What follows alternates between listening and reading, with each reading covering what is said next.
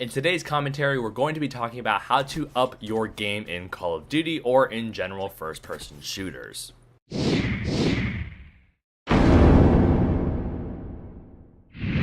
What is going on YouTube? King Kevin here with some Black Ops 3 TDM gameplay on the map Fringe. You guys may or may not have watched my intro to my gaming background, but in that video I mentioned that when I first started playing Call of Duty, which was in Modern Warfare 2 days, I was dead awful at the game. It was not uncommon for me to have KDs that are around 0.4 or lower, and there was a lot of stuff that I was frustrated at when I started playing the game, when I started playing first-person shooters in general, and now just kind of based on the gameplay you're seeing right now, I've considerably improved in terms of how to play video games and how to get much better at them. So you guys have probably noticed this, but I am pretty much an FPS gamer only, the exception being Rocket League and maybe H1Z1 because I tend to play in third person instead of first person, but regardless, I usually play shooters. And a big part of getting good at shooter games is your aim. And when I first got into gaming, I didn't really know all the technicalities of mice and sensitivity and a bunch of these other factors that play into getting accurate aim. I pretty much used my computer mouse. It was a regular mouse, it wasn't anything special, and tried playing video games with that. I was not aware that it would be very difficult to aim if you had really high sensitivity. Mainly because I thought, okay, I can, when I'm working on my computer, I can easily click on icons, I can easily open things, and my mouse usually doesn't go where I don't want it to go.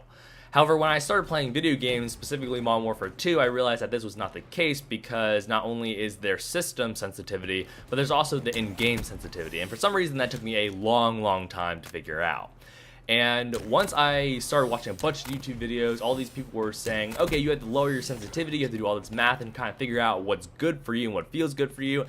I did all that stuff and I still wasn't getting good gameplay, as in I wasn't doing all that well. And, while obviously sensitivity helps now, there's a lot of other factors that play into whether or not you are decent or you will do well in a first-person shooter game. And so, the first one, I just mentioned sensitivity. Next one we're going to talk about is strategy. So I think a lot of people will say that Call of Duty is not a realistic game, and I agree with that thought. It is definitely an arena-style shooter, meaning that so long as, for example, the iron sight or the red dot sight of your gun lines up with a person across the map, if you fire a bullet, assuming they don't move and you don't move, then you will get a connection, you'll get a hit marker, or they will die, whatever the case may be. And even though this is a very simplified, version of what happens in real life, of course there's bullet drop, there's wind resistance and things like that, but all those things aside, even though Call of Duty is a very much simplified version of warfare, or even a not good representation at all, depending on your point of view, there are strategies that you can still apply that make the game a lot more favorable in your position. And again, I had no real thought about this. Usually when I play Call of Duty or when I play video games in general, I'm just looking for some sort of visual or mental stimulation, and because of that I pretty much hated walking around the map not finding people. So what did I do? I ran into the middle of the map all the time. I would always die, get really frustrated, and that is what I think was the single-handedly biggest contributor to my very poor KDs. I usually play TDM, so your KD pretty much indicates or is very indicative of how well you're doing and how well your team is kind of doing by extension. So me running to the middle of the map was not that helpful, of course. When I started to watch competitive Call of Duty with Black Ops 3, I started realizing that there is a crap ton of strategy that you can use and apply to this game that pretty much makes your game and your strategy, your decision making, a lot different and a lot better, that favors your desired outcome. So this is pretty obvious to a lot of people, and it is now very obvious to me, but again, when I first started playing video games, I had no regard for this.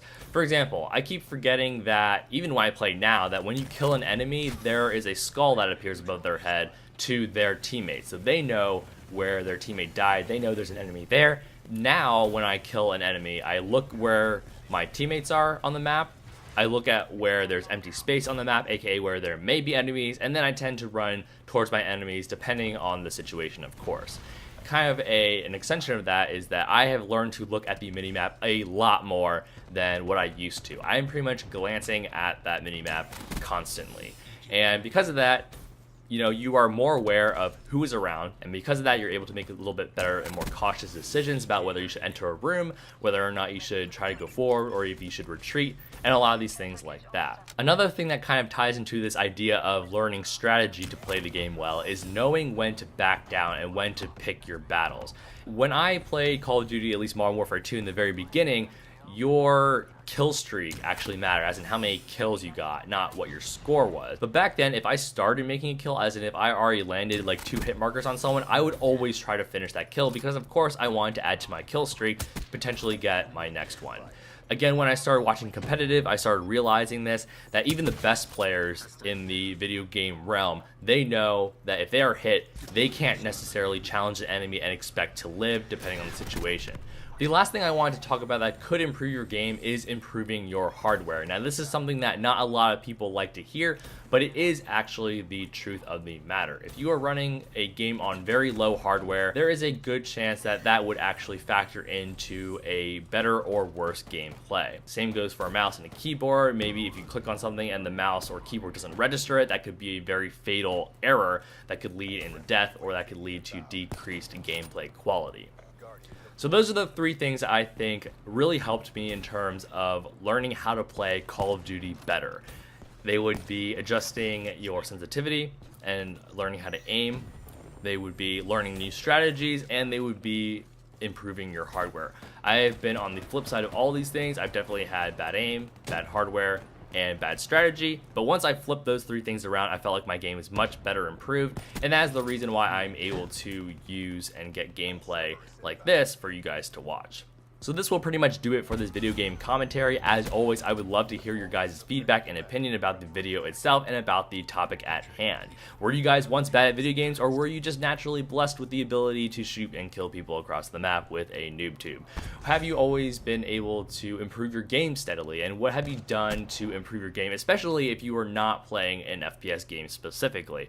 Again, I am pretty much a shooter-only person, and I don't really know what it's like to improve your strategy for other types of games. So if you guys are, for example, a MOBA player, I would love to hear your strategies too in terms of how you improve your game. So thanks so much for watching. If you haven't already, please feel free to rate, comment, and subscribe for more content in the future, and I'll see you guys in the next video.